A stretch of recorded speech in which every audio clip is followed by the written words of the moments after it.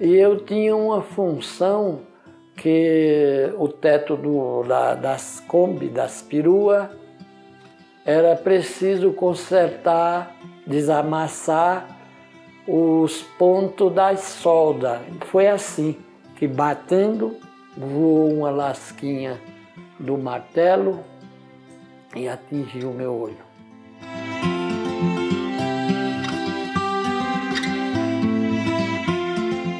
Uma da grandeza do Espiritismo é desarmar a pessoa ignorante, que eles passam uma doçura e um ensinamento em que a pessoa realmente vê a verdade ali.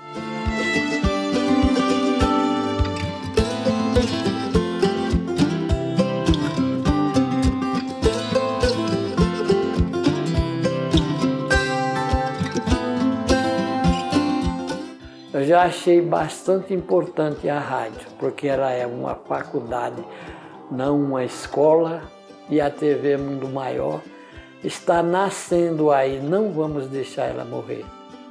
Vamos ajudar da maneira que a gente puder. Todos os filhos de Deus, rico, pobre, pode, de alguma forma, dar a sua contribuição.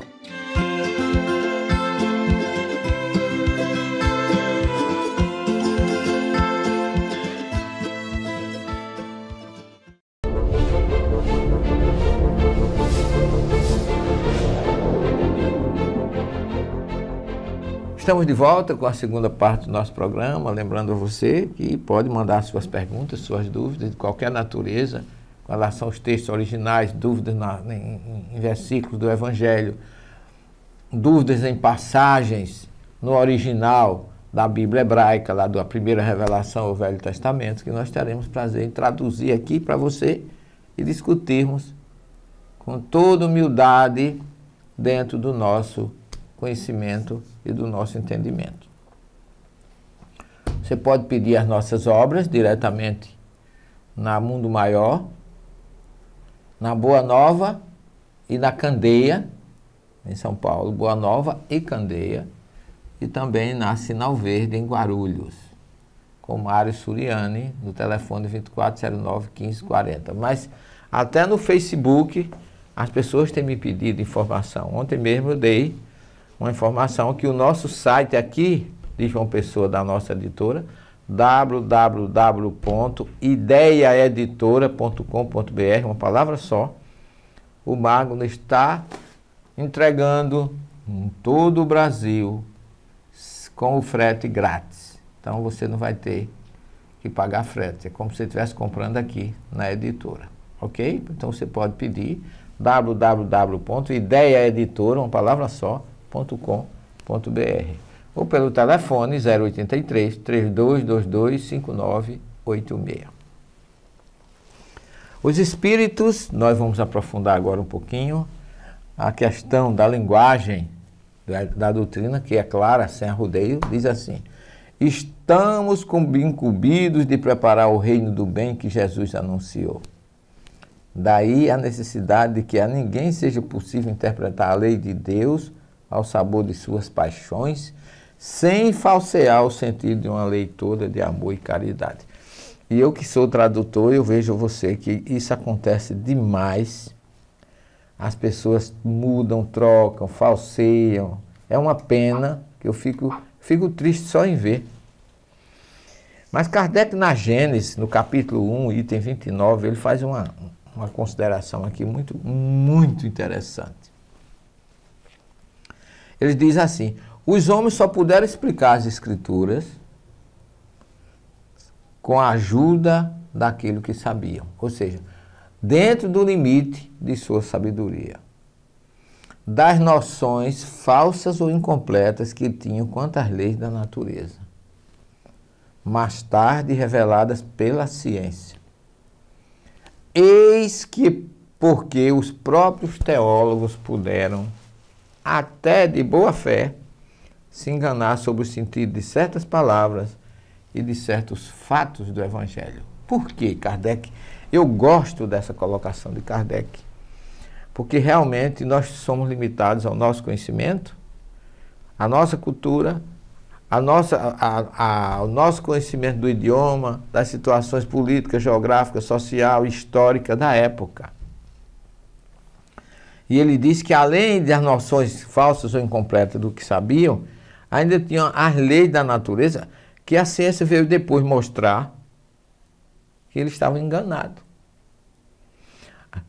O Moisés diz lá no Gênesis, por exemplo, Kardec comenta isso aqui, que a gente vai chegar a esse assunto, que o Sol foi criado no quarto dia, o que dá a entender que a Terra foi criada antes do Sol.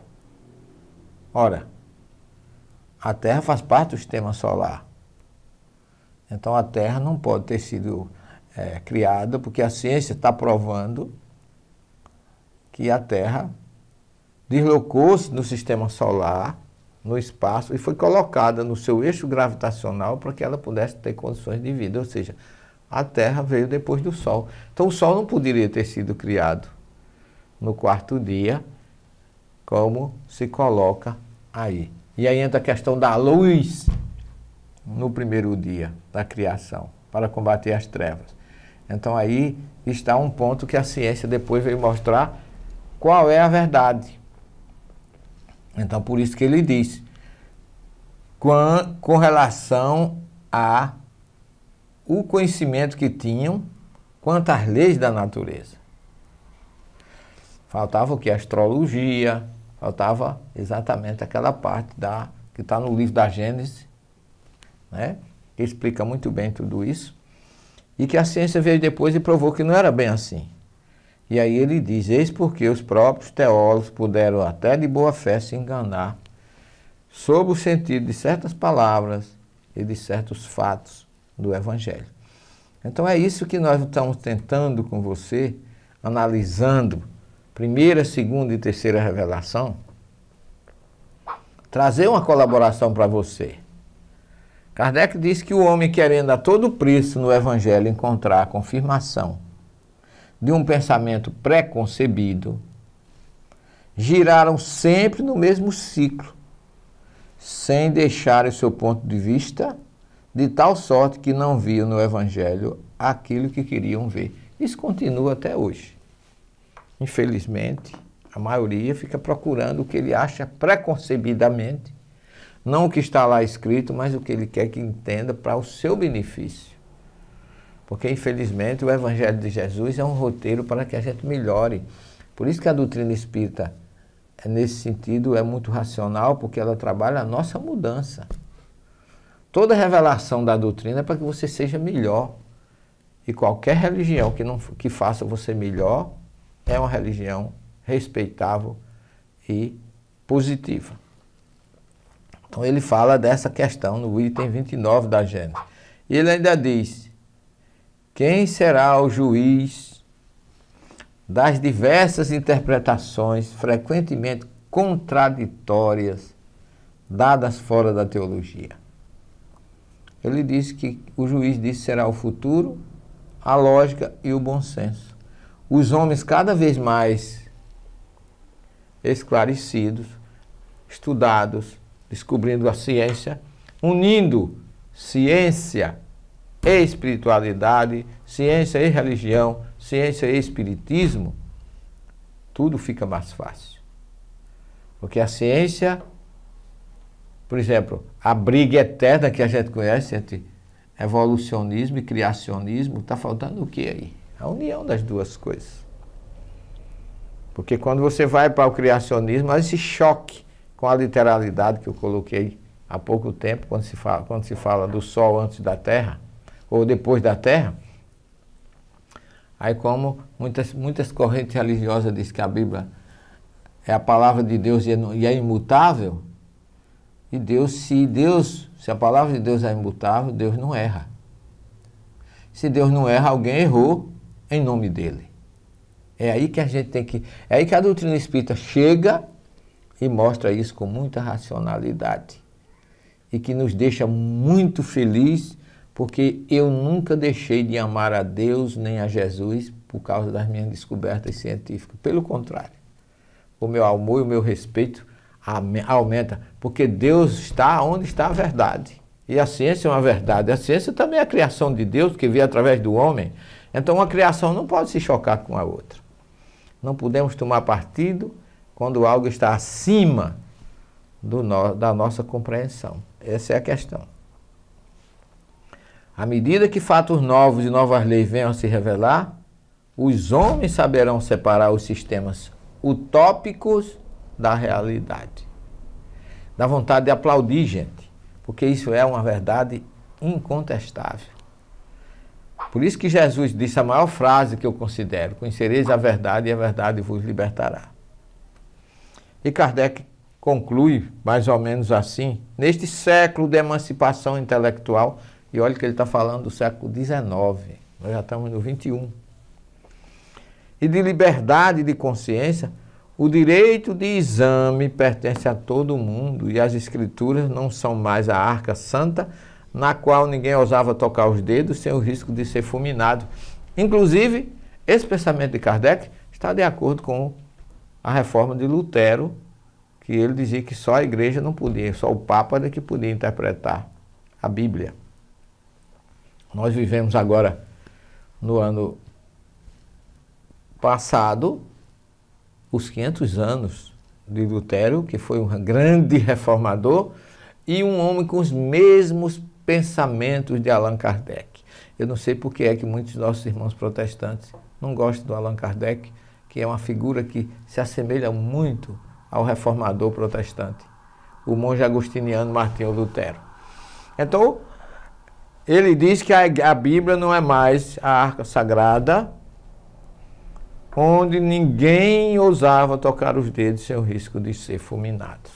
Então é isso que nós queríamos levantar para vocês no programa de hoje, esses conceitos básicos e introdutórios de que nós precisamos juntar ciência com espiritualidade, ciência com religião, porque a ciência é a criação de Deus e a religião é o caminho que leva a Ele.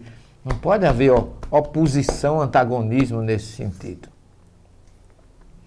E eu vou pedir a vocês, meus queridos cristãos como um todo, não tenham medo da verdade. Não tenham medo da ciência. Não sejam escravos de dogmas e de informações que não têm base para agradar A, B ou C. Quem vai responder por você perante Deus é você mesmo. Porque Jesus diz lá em Mateus 16, 27, a cada um será dado segundo suas obras. Muito será cobrado de quem muito foi dado. O que você receber de informações a caminho de Deus, reflita e raciocine com lógica, razão e bom senso. Não permita que os outros pensem por você. A cabeça é sua. A lógica, a razão e o bom senso é seu. E você não pode chegar diante de Deus e dizer que está respondendo porque o outro lhe falou que era daquela maneira. Jesus poderá lhe dizer: mas eu lhe avisei que você buscasse a verdade, porque só assim você seria liberto. Nós agradecemos mais esta oportunidade de estar aqui diante de você, aguardando você na próxima semana, que nós vamos continuar com esse assunto, falando ainda nessa questão da importância de se conhecer judaísmo para entender cristianismo. Um beijo no coração, muita paz em Jesus e até a próxima semana, se ele assim o permitir. Até lá. Como é possível mudar de vida sem recorrer ao suicídio? E se pudéssemos salvar vidas e o mundo melhorasse para todos nós? Juntos nós podemos. Invista neste canal. Invista em um mundo melhor.